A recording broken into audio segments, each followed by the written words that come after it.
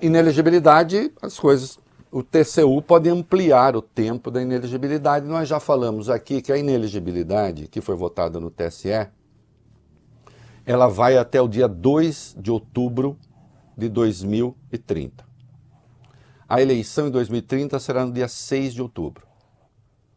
Quando ele for se inscrever, ele está inelegível ainda. Dirão isso a ele. Ele vai recorrer. Isso tudo caso ele concorra, né?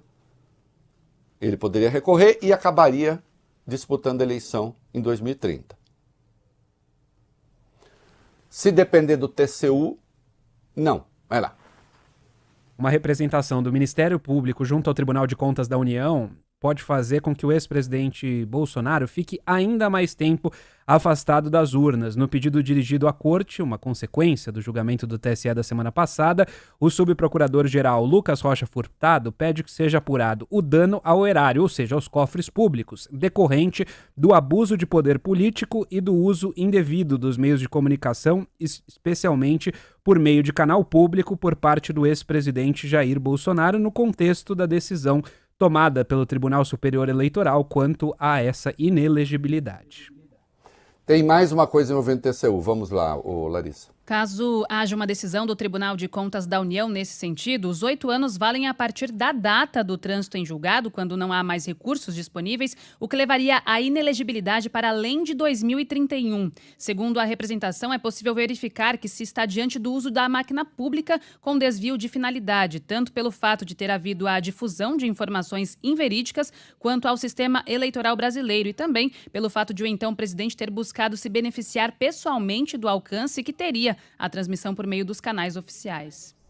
Bom, então aí vejam, a decisão do TSE, insisto, ela tem uma tradição, uma jurisprudência, etc. Então a inelegibilidade a partir da data do primeiro turno. Então, dia 2 de outubro de 2030, primeiro turno 2 de outubro de 2022, 2030 estaria elegível, e eu disse a eleição prevista segundo o calendário para o dia 6 de outubro, então com recurso ele conseguiria. Agora, ele cometeu crimes, nesse caso, também em outra esfera, e é essa a natureza da representação do Ministério Público que atua junto ao Tribunal de Contas da União. Inclusive pedindo ressarcimento aos cofres dos gastos para aquele evento. E é absolutamente justificado esse pleito, isso que pede o Ministério Público junto ao TCU. Porque se houve desvio de finalidade e 5 ministros asseveraram que sim, e só por isso condenaram o Bolsonaro à inelegibilidade, portanto, aquela reunião que ele fez não tinha o propósito anunciado de conversar com os embaixadores, ou tinha, o propósito anunciado realmente foi denunciar a suposta irregularidade nas urnas, nas eleições. Então não há justificativa para aquele evento que não a questão eleitoral. E se buscou atender a seus objetivos pessoais, e se gastou dinheiro público para isso e gastou, ora bolas, então tem de ressarcir, e você está diante de uma agressão clara à moralidade, à probidade administrativa, tudo. E cabe sim ao TCU julgar essas coisas também. E aí, se for condenado, vai a partir do trânsito em julgado, a regra é outra. E se condenado no TCU, a partir do trânsito em julgado, a inelegibilidade se estenderia a 2031. É claro que a essa altura, os bolsonaristas, olha, estão tentando tirar Bolsonaro do jogo eleitoral, como se ele hoje, de fato, fosse um grande ativo eleitoral. Eu estou pensando no que se deu nas redes sociais depois da condenação. Sim, protestos aqui, protestos ali, chororô de todo lado, mas vocês viram uma grande comoção? Eu não vi. Como eu não vi ninguém lá concentrado diante do TSE, e não estou dizendo que devessem. Aliás, acho que as pessoas disseram, não, melhor não.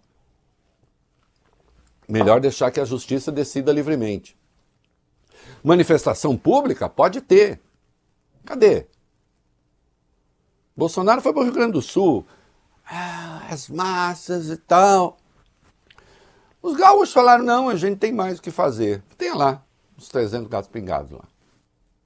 Depois foi para o Rio de Janeiro. Nada também.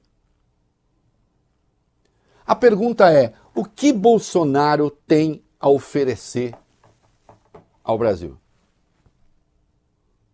As coisas estão acontecendo. Vocês querem ver? Arcabouço fiscal. O que é que Bolsonaro pensa do arcabouço fiscal? Não tenho ideia. Ele pensa alguma coisa sobre o arcabouço fiscal? Não é o arcabouço fiscal que está mudando, inclusive, a visão dos investidores estrangeiros sobre o Brasil, as perspectivas do Brasil, que fez a Standard Poor's colocar o Brasil numa perspectiva positiva? Aqui e ali fala, essa Standard Poor's também não serve para nada. Gostem ou não, serve. É uma referência internacional. Nós vamos ver daqui a pouco o Bank of America dizendo, olha, tudo caminha para o bem no Brasil. O que ele pensa do arcabouço fiscal? Você não sabe. Você não sabe, eu não sei, ninguém sabe, nem a sua turma sabe. Porque eles estão nas redes sociais tentando regular a cama dos outros. Com quem a pessoa deita. Ou fica em pé. Né? Porque não precisa também só ficar deitado, pode ficar em pé também. Quem está namorando com quem? O que eles pensam sobre a reforma tributária? Tem uma orientação? Existe uma oposição com pensamento sobre a reforma tributária?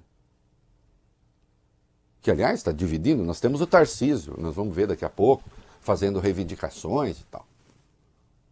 Mas não pensa nada. Sobre o plano safra. Não, esse plano safra está errado, não é bem assim que faz. Até ensaiaram, Vale Bene, até ensaiaram, mas quebraram a cara. Porque como é que o Lula apresenta o plano safra do Bolsa, da agricultura familiar diferente do plano safra empresarial? É que são coisas diferentes mesmo. E sobre a questão dos carros, a questão tributária em relação aos carros? As escolhas que esse governo está fazendo, o que é que a oposição tem como alternativa, como contraponto?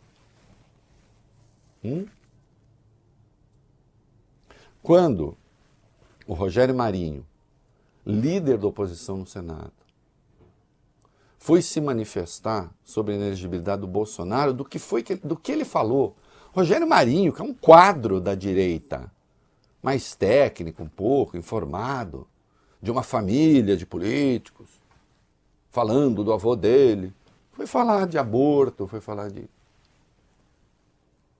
Não, é uma questão importante, mas alguém está pensando em mudar a lei do aborto? É uma proposta desse governo?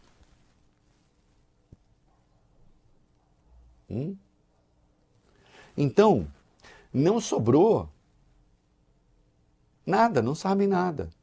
Governadores de oposição estão reconhecendo, nós vamos ver ainda hoje, o trabalho que está sendo feito.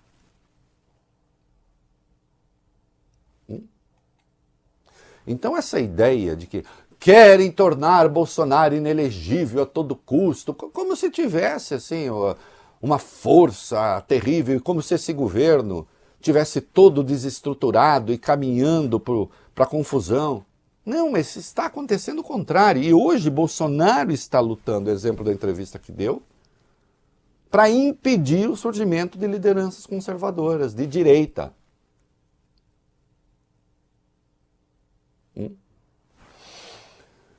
Agora, tem a turma malucona.